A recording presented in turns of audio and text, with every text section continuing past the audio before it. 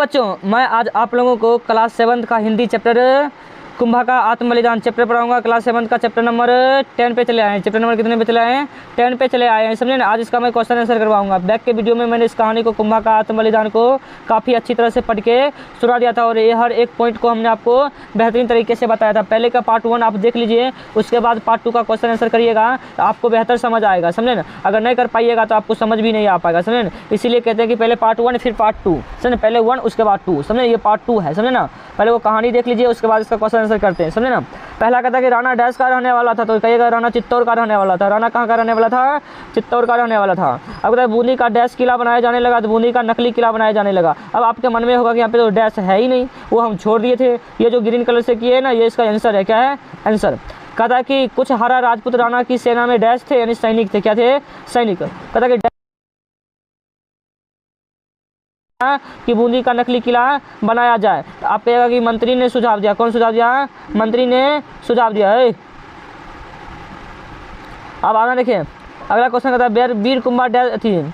वीर कुंभा जो था डैश का सपूत था, तो कहिएगा वीर कुंभा जो था वो बूंदी का सपूत था। कहाँ का सपूत था बाबू रे? बूंदी का सपूत था। इन्हें बूंदी का नकली किला बनाया जिसका राणा से युद्ध करते करते हुए शहादत पे चले गए, समझ। शहादत हो गए।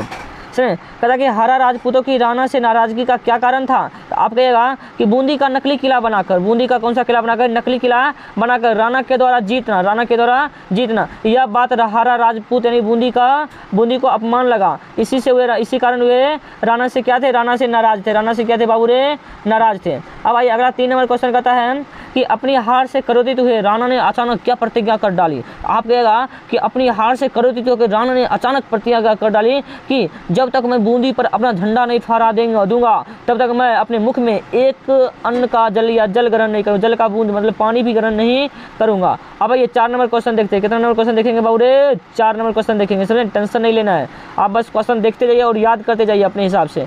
आप हमारा वीडियो देख लीजिए और आप अपने हिसाब से आंसर बनाइए ताकि चुटकी में याद हो जाए। कहता कि राणा की प्रतिज्ञा,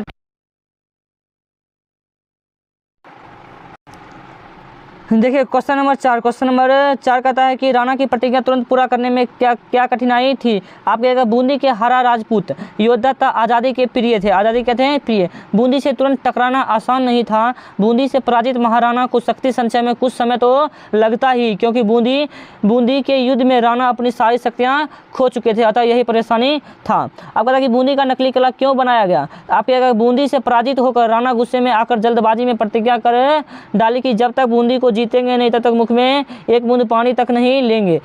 लेकिन राणा का यह काम आसान नहीं था, परंतु प्रतिज्ञा पूरी होना शीघ्र अनिवार्य था। अतः प्रतिज्ञा पूरी करवाने के लिए बूंदी का नकली किला बनवाया गया, समझे ना। अब आगे आइए, अगला क्वेश्चन कहता है 6 नंबर। कौन सा क्वेश्चन कहेगा बाबू रे? 6 नंबर। 6 नंबर क्वेश्चन कहता है कि प्रस्तुत पाठ से हरा कुंभा को किन किन गुणों को पता चलता है? कहेगा प्रस्तुत पाठ से हरा कुंभा के शौर्य, पराक्रम, बुर्बक है 1 नंबर का। कहेगा प्रस्तुत पाठ से शौर्य, पराक्रम, मातृभूमि। ये देखिए ये काहे नटंकी करता है रे इतना। और आगे देखिए, आगे कहता है कि शौर्य, पराक्रम, मातृभूमि, भक्ति और बलिदानी जैसे गुणों का पता चलता है। अब आइए पाठ से आगे का क्वेश्चन आंसर भी कर लेते। काहे छोड़ेंगे पाठ से आगे का क्वेश्चन आंसर? छोड़ना तो कुछ भी नहीं है। कहता कि हरा कुंभा की हार राणा की जीत से शानदार थी। कैसी? कहेगा राणा की जीत नकली जीत थी। राणा की जीत क्या थी? नकली जीत थी। लेकिन हरा कुंभा की हार यथार्थ था। मातृभूमि को अपमान से बचाने वाला हरा कुंभा हार कर भी अमर हो गया, क्योंकि आज़ादी के परवाने कभी हारते नहीं। इसलिए हरा कुंभा की हार भी राणा की जीत से शानदार थी। अब कहता कि आप अपनी मातृभूमि की रक्षा के लिए क्या क्या कर सकते हैं? कहेगा कि हम अपनी मातृभूमि की रक्षा के लिए अपना सर्वस्व लुटा देंगे, जान की बाजी लगा सकते हैं। अगला कहता कि हरा कुंभा की किस बात ने आपको सबसे ज़्यादा प्रभावित किया और क्यों? तो आप क्या कि हरा कुंभा की वह बात हमें सबसे ज़्यादा प्रभावित किया जब उसने ओजस्वी स्वर में बोला कि नहीं हो सकता मेरी प्यारी मातृभूमि बूंदी, जब तक तेरा यह बेटा जीवित है।